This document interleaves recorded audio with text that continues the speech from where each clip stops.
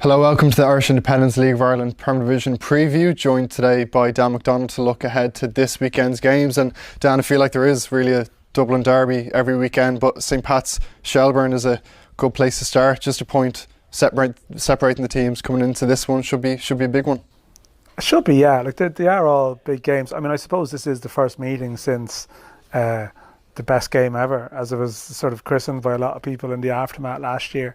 The Talca Park Monday game with the Kazim late goal and the comeback, and it almost felt like that was the game that elevated the running, elevated the TV figures and everything. It's sort of it was a great night, even though, I mean, weirdly the team that lost actually went on to win the league.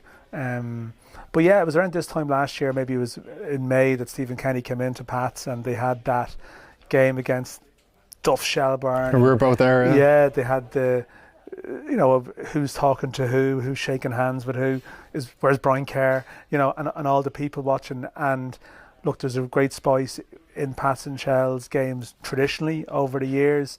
And it was the great rivalry probably of the early 2000s, and the late 90s, early 2000s, and it's sort of been reborn now. But it's not just about the rivalry. It's that I think it's probably a game between two proper title contenders. So like every team, we can probably have the same discussion about every team in some respects. They could be playing better than they are. They've let some points go, but equally they've nicked a couple at various times, Pats in particular last week. So it's early to get a handle on, say, well, who's looking good. It's actually very hard to be definitive about that.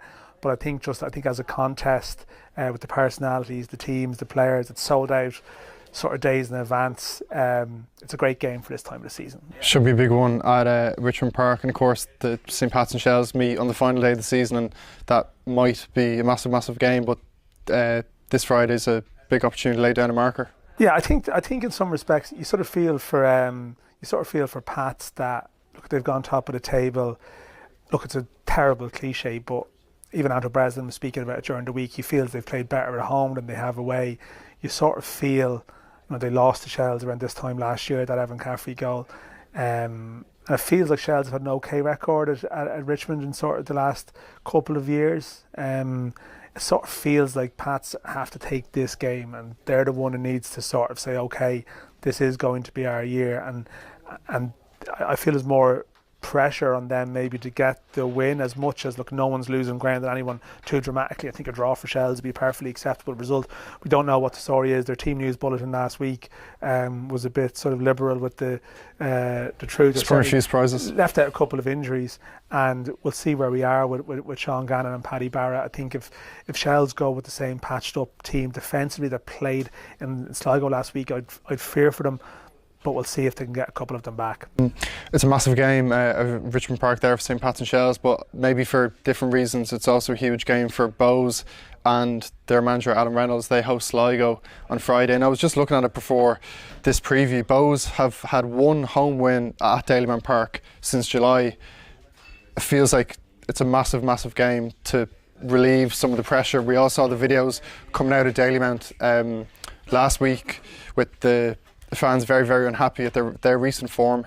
They need a win, stating the obvious. Yeah, and I mean, I think the league win record is worse. They had their cup win against Rovers in Dalymount, and then of course they beat them at the Aviva. So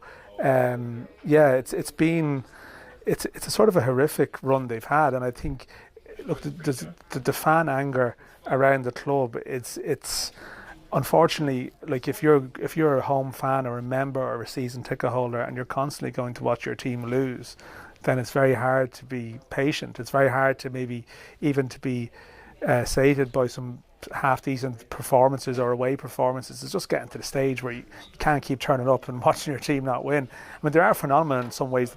They still have full houses every week.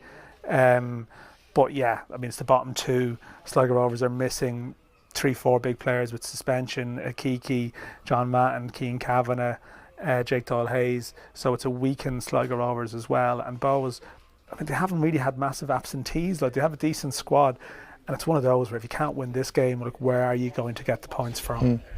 It's a big game out west as well. Galway United against Shamrock Rovers, and I saw Shamrock Rovers last week, it was pretty much a game to forget. Pretty much nothing happened apart from the 2 red cards. They'll be looking to get back to winning ways, but Galway remaining the only unbeaten side so far still. Yeah, I can feel the Galway United fans seething that we're 5 minutes in and we've gone to Bows before we've gone to this.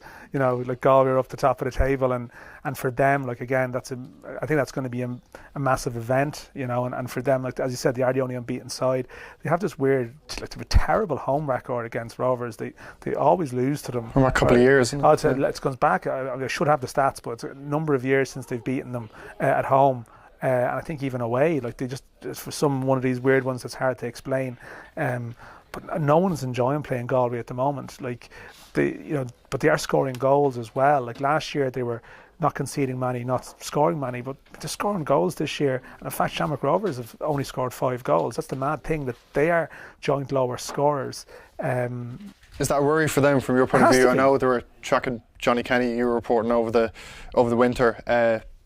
That's a worry just at the moment. It has to be. Like it's almost so blindingly obvious that they need a striker, and sometimes you feel like, is this just very lazy analysis that you're making that point? But look, it is. They started the season with 16-year-old Michael Noon, and it's unsustainable to rely on a 16-year-old. Bringing on 30-odd-year-old Aaron Green or Gaffney back as well. But they clearly don't have the rhythm in attacking areas, and also they had a great understanding with Kenny, like towards the end of last year, brought the best out of Dylan Watson and people around him. But it's going to be a grind, and Galway they will work every team at the moment. Your Drogheda bound on Friday, Drogheda Waterford. Yeah, I just want to. They're the only 2 teams I haven't seen, so I want to go and see them. The thing is, it's obviously there's no bad games in a way. Like that's going to be. I mean, Drogheda could end up top again on Friday, depending on a series of results that a sequence of results that sort of could happen, and they want to get back to it after being really hard done by last week as well, with a couple of decisions too. They're playing well, and I think Waterford are a team that they don't draw games. They're a bit hot and cold, and they've had a couple of blows now. They've shipped a couple the last couple of weeks.